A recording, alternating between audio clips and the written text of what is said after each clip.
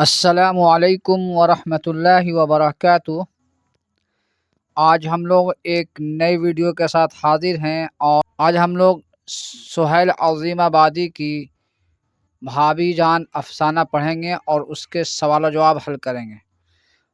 مختصر سوالات اور طویل سوالات کو ہم لوگوں نے حل کیا ہے اور آپ کے لیے میں نے نوٹس بنا دیا ہے، تو آپ لوگوں سے گزارش ہے کہ آپ اس ویڈیو کو لاسٹ تک دیکھا کریں۔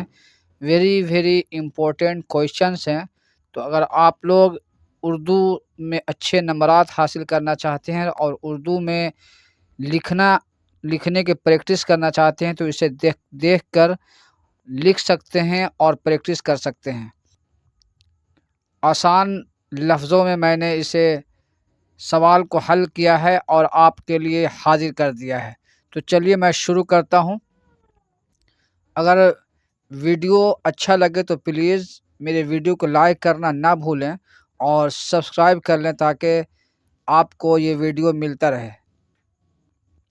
مختصر سوالات میں سب سے پہلا کویشچن ہے، رقیہ بھابھی کے جس دیور کا کردار کہانی میں پیش کیا گیا ہے اس کا نام کیا تھا؟ تو اس کا جواب ہوگا، رقیہ بھابھی کے جس دیور کا ذکر ہے ان کا نام اختر ہے۔ وہ ایک شاعر ہیں اور بھابھی ان کی علمی اور ادبی ذوق کی وجہ سے ان کا بہت خیال رکھتی ہیں۔ تو یہ تھا آپ کا پہلا کویشچن۔ آئیے دیکھتے ہیں دوسرا نمبر کویشچن۔ سوال نمبر 2 ہے، رقیہ بھابھی کے شوہر کو بار بار کیوں جیل جانا پڑتا تھا؟ جواب ہوگا، رقیہ بھابھی کے شوہر کو سیاست کا بے حد شوق تھا۔ ان کی سیاسی سرگرمیوں اور تحریکوں میں حصہ لینے کی وجہ سے انہیں بار بار جیل جانا پڑتا تھا، جس کی وجہ سے گھر کی تمام ذمہ داری بھابھی پر آ گئی تھی۔ تو یہ سوال میں نے مختصر سوالات جو حل کیا ہے، یہ آپ کا 5 نمبر کا سوال ہے اور اسے 5 نمبر کا آپ اسے حل کر سکتے ہیں، اور اگر اسی میں اگر 2 نمبر کا بھی آتا ہے تو آپ اسے شارٹ کر کے آپ اسے لکھ سکتے ہیں۔ سوال نمبر 3 ہے، رقیہ بھابھی کس لڑکی کی تعلیم کا خرچ خود برداشت کرتی تھیں اور کیوں؟ اس کا جواب ہوگا، رقیہ بھابھی اپنے کالج کی ایک غریب طالبہ شمی کی تعلیم کا تمام خرچ خود برداشت کرتی تھیں، کیونکہ شمی کے پاس مالی وسائل نہیں تھے اور بھابھی تعلیم کی اہمیت کو سمجھتے ہوئے اسے بے سہارا نہیں چھوڑنا چاہتی تھیں۔ سوال نمبر 4 ہے، رقیہ بھابھی کو سونے کی چوڑیوں کو کیوں فروخت کروانا پڑا؟ جواب ہوگا، بھابھی نے اپنی بیٹی ریحانہ کے لیے بڑی مشکل سے سونے کی 2 چوڑیاں بنوائی تھیں۔ جب انہیں معلوم ہوا کہ شمی کے بھائی کی ایم اے کی فیس بھرنے کے لیے پیسے نہیں ہیں تو انہوں نے وہ چوڑیاں شمی کو دے دیں تاکہ اس کی تعلیم جاری رہ سکے۔ سوال نمبر 5 ہے، رقیہ بھابھی کو جب فرصت ملتی تھی تو وہ اپنا شوق پورا کرنے کے لیے کون سا کام کیا کرتی تھیں؟ جواب ہوگا، بھابھی کو جب بھی فرصت ملتی وہ خط و کتابت کا اپنا شوق پورا کرتی تھیں، یعنی خط لکھنے کا اپنا شوق پورا کرتی تھیں۔ وہ ملک بھر سے آنے والے ان نوجوانوں کے خطوط کا جواب بڑی محبت سے دیتی تھیں جو ان سے مشورہ مانگتے تھے، کیونکہ وہ ان نوجوانوں کو ملک کا مستقبل سمجھتی تھیں۔ تو یہ تھا آپ کا مختصر سوال و جواب۔ آگے دیکھتے ہیں طویل سوال اور جواب۔ طویل سوالات، یہ میں نے آپ کے لیے نوٹس بنائے ہیں، بہت محنت کیا ہے۔ اگر آپ ویڈیو لاسٹ تک دیکھیں گے تو انشاءاللہ آپ کو اس میں بہت فائدہ ملے گا۔ تو اگر ویڈیو اچھا لگے تو لائک کرنا نہ بھولیں، شیئر کریں اور سبسکرائب کر دیں۔ تو چلیے شروع کرتے ہیں۔ رقیہ بھابھی کا سراپا کم از کم 10 جملوں میں تحریر کریں، یعنی رقیہ بھابھی کا جو بھی ان کے خصوصیات تھے یا جو بھی افسانہ میں بتایا گیا ہے اس کو کم سے کم 10 جملوں میں بتانا ہے۔ اس کا جواب ہوگا، رقیہ بھابھی ایثار اور قربانی کی ایک بہترین مثال ہیں، جنہیں دیکھ کر دل میں احترام پیدا ہوتا ہے۔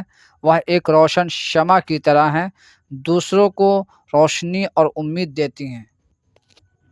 وہ ایک صابر اور باہمت خاتون ہیں جو اپنے شوہر کی غیر موجودگی میں گھر کی تمام ذمہ داریاں بخوبی سنبھالتی ہیں، ان کے چہرے پر ہمیشہ مسکراہٹ رہتی ہے اور وہ اپنے ذاتی غموں کو چھپا کر دوسروں کو خوش رکھنے کی کوشش کرتی ہیں۔ رقیہ بھابھی ایک تعلیم یافتہ خاتون ہیں اور بطور لیکچرار اپنی ذمہ داریاں ادا کرتی ہیں۔ وہ اپنی محنت سے نہ صرف گھر چلاتی ہیں بلکہ دوسروں کی رہنمائی بھی کرتی ہیں۔ ان کی شخصیت ہمدردی اور انسانی دوستی سے بھرپور ہے اور وہ ضرورت مندوں کی مدد کے لیے ہر قربانی دینے کو تیار رہتی ہیں۔ تو یہ تھا ان کا رقیہ بھابھی کا ایثار اور قربانی، اور کافی ہمدرد اور محنتی عورت تھی۔ آگے چلتے ہیں۔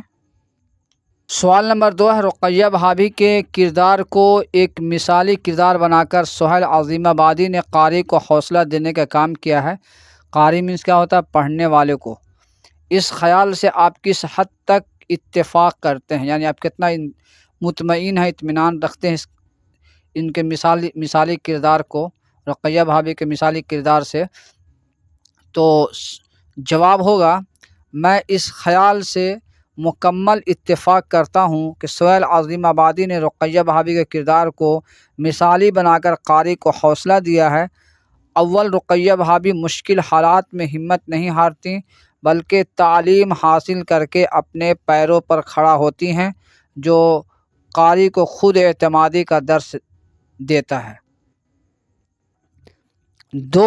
دوسرا، ان کا ایثار مینس قربانی، ان کا ایثار جیسے اپنی بیٹی کی سونے کی چوڑیاں ایک غریب طالبہ کو دے دینا، یہ ثابت کرتا ہے کہ حقیقی عظمت دوسروں کی مدد میں ہے۔ تیسرا، وہ صبر اور استقامت کی اعلیٰ مثال ہیں، جو مسلسل محنت اور مصروفیت کے ذریعے اپنے غموں پر قابو پاتی ہیں۔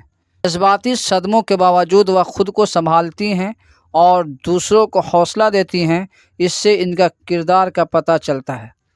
وہ نوجوانوں کی رہنمائی کرتی ہیں اور معاشرے کے لیے امید بنتی ہیں۔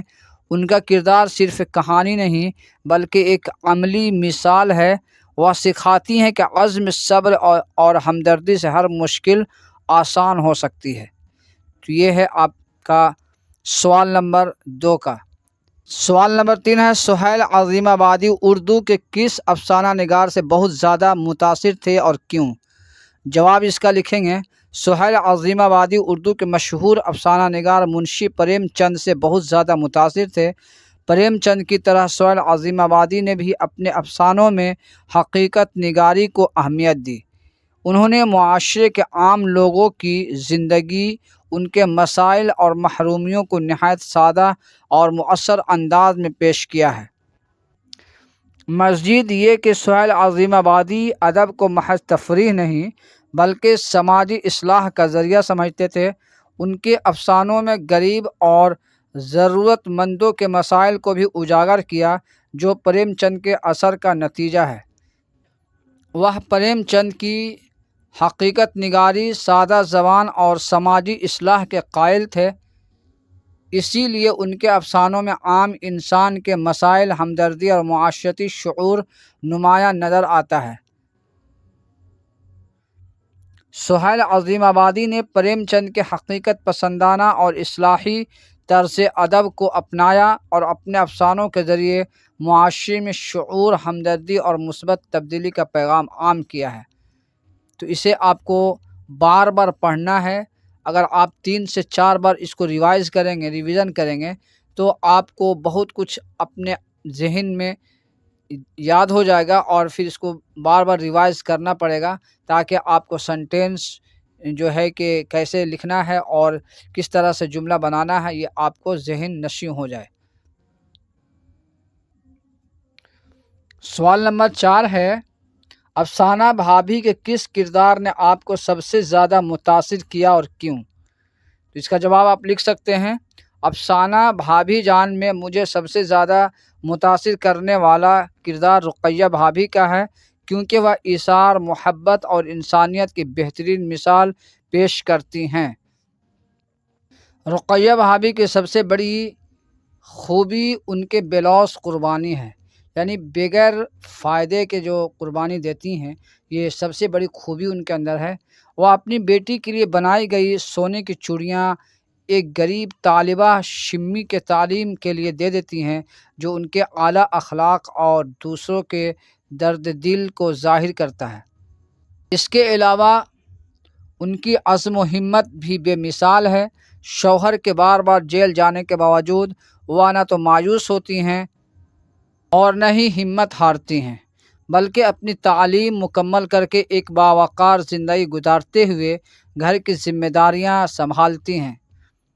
इसलिए रुक़ैया भाभी का किरदार मुझे सबसे ज़्यादा मुतासिर करता है, क्योंकि वह हमें यह सबक देता है कि मुश्किलात के बावजूद दूसरों के लिए जीना और उनकी मदद करना ही असल इंसानियत है। तो ये था आपका सवाल नंबर 4। सवाल नंबर 5 है, सुहैल अज़ीमाबादी के बारे में अपने उर्दू के उस्ताद से मदद लेकर कम अज़ कम 10 जुमले तहरीर करें। साथ ही यह भी तहरीर करें कि उनके अफ़सानों के दूसरे मजमुआ का नाम क्या था और वह कब शाये हुआ था। तो इसे जवाब में लिखना है आपको। सुहैल अज़ीमाबादी उर्दू के एक मशहूर अफ़साना निगार थे। उनका असल नाम सैयद मुजीबुर रहमान था। वह पटना बिहार में पैदा हुए थे। वह शुरू में शायरी किया करते थे और अपने शायरी में तखल्लुस सुहैल रखते थे। बाद में उनका अफ़साना की तरफ ध्यान लगा, फिर वह अफ़सानों की दुनिया में बहुत मशहूर हुए और पीछे मुड़कर नहीं देखा। उन्होंने अपने अफ़सानों में गरीबों, मज़दूरों और किसानों की ज़िंदगी को बयान किया है। उनका अंदाज़े तहरीर नहायत सादा और आसान था। इसी वजह से उनकी कहानी हर कारी को समझ में आती है। भाभी जान उनका एक बहुत मशहूर अफ़साना है। उन्होंने सहाफ़त के मैदान में भी काम किया। उन्होंने उर्दू अदब की तरक्की में अहम किरदार अदा किया। उनके अफ़सानों के दूसरे मजमूए का नाम अलाव है, जो तकरीबन 1960 ईस्वी में शाये हुआ था। यह मजमूआ भी उनके दीगर कामों की तरह समाजी हकीकत निगारी और इंसानी मसाइल की अक्कासी करता है। तो ये था आपका तवील सवालात, लगभग 5 सवाल हैं, और इसे अगर आप कहानी को अगर आप सही से समझ लेते हैं और सुहैल अज़ीमाबादी के बारे में जो कुछ उन्होंने उनके बारे में लिखा गया है उसको समझते हैं, तो इंशाअल्लाह आपको ये सबक बहुत आसानी से तैयारी कर सकते हैं।